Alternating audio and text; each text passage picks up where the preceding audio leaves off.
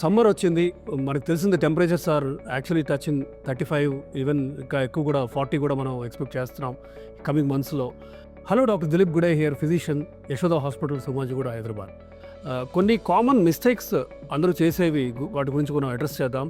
ఈ సమ్మర్లో ఆ మిస్టేక్స్ చేయకుండా మీరు ఎలా hydrated, how to stay hydrated అనేది మనం డిస్కస్ చేద్దాం. సో దప్పిక వేస్తే మీరు యూజువల్గా ఈ షుగరీ ఏరేటెడ్ కోలాస్ తీసుకోవటం అనేది కంప్లీట్గా ఆపాలి. ఎందుకంటే పారాడాక్సికల్గా మీరు దప్పిక కోసం ఇవి తాగుతున్నారు, కానీ వీటిలో షుగర్ ఉండటం వల్ల ఆస్మోటిక్ డయూరిసిస్ అనే ఒక పద్ధతి ఉంది. అంటే యూరిన్లో షుగర్ వెళ్ళిపోయినప్పుడు sugar, each molecule of sugar takes with it lots of water with it. కాబట్టి మీరు ఇంకా డిహైడ్రేట్ అవుతారు. అంటే యూరిన్లో ఇంకా షుగర్ అండ్ వాటర్ వెళ్ళిపోయేసరికి మీరు దప్పిక కోసం తీసుకున్న ఈ షుగరీ కోలా డ్రింక్స్ వల్ల ఇంకా ఎక్కువ డిహైడ్రేట్ అవుతున్నారు. కాబట్టి కంప్లీట్గా కోలా డ్రింక్స్ అన్నీ ఆపేయాలి మీరు. దాని బదులు మీరేం తీసుకోవచ్చు అంటే సింపుల్గా వాటర్ తీసుకోవచ్చు, బటర్ మిల్క్ తీసుకోండి. మీకు బీపీ లేదు అనుకున్నప్పుడు బటర్ మిల్క్లో కొంచెం సాల్ట్ వేసుకొని తీసుకోండి. కోకోనట్ వాటర్ తీసుకోవచ్చు. ఫ్రూట్ జ్యూస్లో ఎక్స్ట్రా యాడెడ్ షుగర్ లాంటివి వేయకుండా, ఐస్ అవి లేకుండా జస్ట్ ఫ్రూట్ జ్యూస్ తీసుకోవచ్చు. Provided you don't have diabetes or ఇవేమి లేనప్పుడు మీరు ఫ్రూట్ జ్యూస్ కూడా తీసుకోవచ్చు. కానీ హోల్ ఫ్రూట్ తీసుకోవడమే ఈ స్ట్రాంగ్లీ రికమెండెడ్ ఫ్రూట్ జ్యూస్ కంటే. సో ఇట్లా హైడ్రేట్ చేసుకోవడం అనేది వెరీ ఇంపార్టెంట్. చాలామందికి వాళ్ళకి అర్థం కాదు. అంటే there is a condition called insensible water loss. అంటే మీకు తెలియకుండానే, మీకు చెమట పోస్తే స్వెట్ ద్వారా వాటర్ పోవడం అనేది మీకు అర్థమవుతుంది. కానీ మీకు అర్థం కాకుండా మీకు కన్వెక్షన్ ద్వారా బాడీలో ఉన్న ఫ్లూయిడ్స్ వెళ్ళిపోవడం అనేది మనం సహజంగా చూస్తూ ఉంటాం. దీన్ని ఇన్సెన్సిబుల్ వాటర్ లాస్ అంటాం. It can range from about 1.5 litres per day.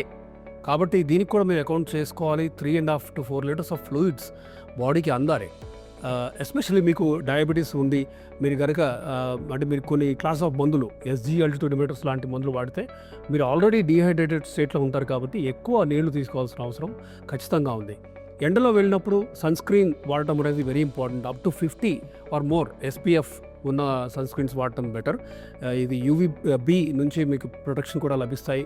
Full hands, మీరు స్లీవ్లెస్ వాటివి కాకుండా ఫుల్ హ్యాండ్స్, ఫుల్ అంటే ఎక్కువ స్కిన్ ప్రొటెక్షన్ ఉండేలాగా కూడా మీరు చూసుకోవాలి. సాధ్యమైనంత వరకు షేడ్లో ఉండటం మీరు ఇంపార్టెంట్.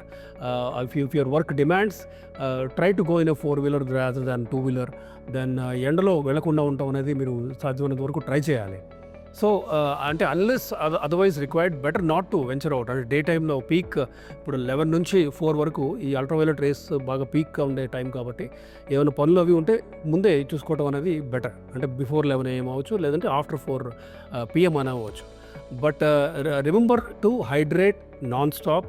మీకు గుర్తున్నప్పుడల్లా వాటర్ తీసుకోవడం అనేది ఇంపార్టెంట్. మీకు థర్స్టీ ఫీలింగ్ ఉండకపోయినా ఒక కౌంట్ పెట్టుకొని మరీ నీళ్లు తీసుకోవాల్సిన అవసరం ఉంది. ఎందుకంటే ఇన్సెన్సిబుల్ వాటర్ లాస్ అనేది చాలామందికి తెలియదు. మీకు సపోజింగ్ వేరే ప్రాబ్లమ్స్ వల్ల కిడ్నీ మీద ఆల్రెడీ ఒత్తిడి ఉంటే, డయాబెటిక్ కిడ్నీ డిసీజ్ లాంటివి ఏమైనా ఉంటే, ఈ కేవలం డీహైడ్రేషన్ వల్ల మీ కిడ్నీ డిసీజ్ వర్స్ అయ్యే ఛాన్స్ ఉంది. మీకు గాల్ బ్లాడర్లో స్టోన్స్ ఫామ్ అయ్యే రిస్క్ పెరుగుతుంది. కిడ్నీ స్టోన్స్, అది యూరిక్ యాసిడ్ అవ్వచ్చు, ఆక్సలేట్ స్టోన్స్ అవ్వచ్చు, ఇట్లా రకరకాల కాల్షియం ఫాస్ఫేట్ స్టోన్స్, కానీ ఇవన్నీ కూడా డీహైడ్రేషన్ వల్ల ఈ స్టోన్స్ రిస్క్ పెరుగుతుంది. కాబట్టి ఒకవైపు మంచి హైడ్రేషన్ తీసుకోవాలి. దెన్ ఈవినింగ్ మీరు ఎక్సర్సైజ్ అవన్నీ కూడా కొంచెం అలకగా, అంటే లైట్గానే చేయడం అనేది బెటర్. మరీ స్ట్రెనస్ ఎక్సర్సైజ్ కూడా చేయకుండా ఉండటమే బెటర్.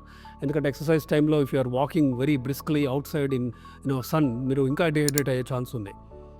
ఎవరన్నా డిహైడ్రేషన్ వచ్చి సింకోప్ లాంటి అటాక్ కానీ, ప్రీ సింకోప్ కానీ వస్తే, it is really important to understand అది సింకోపా, సీజరా అనేసి. దెన్ హైడ్రేషన్ స్టేటస్ కనుక్కోవాలి.